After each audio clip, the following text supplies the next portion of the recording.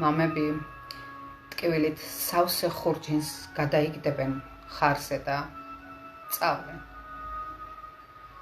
ეზოს წყალს დალევენ და წავლენ.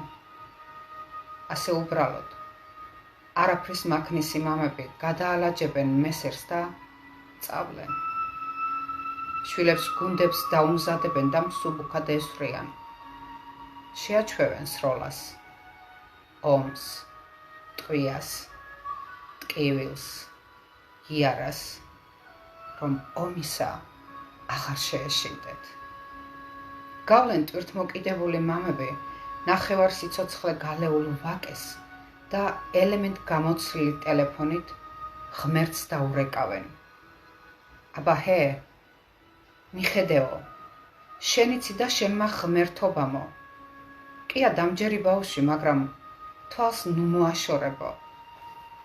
ესაა, რომ ხანდახან მეზობლის ტყემლის ხეებზე დაძვრებაო.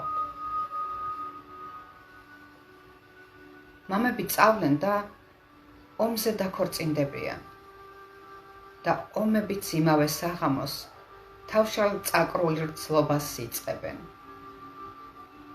მალე დამქვრივდებიან ომები. ქმრებს დაიტირებენ. შვილები დაიზრდებიან მეზობლის ტყემლის ხეებზე, აყვავებულ ხეებზე, ტყვია-ყვავილა ხეებზე, ტყუილ-ყვავილა ხეებზე, სადღაც ღრუბლებზე წამოგორდება ღმერთი, ბავშვებ მივიწყებული ღმერთი.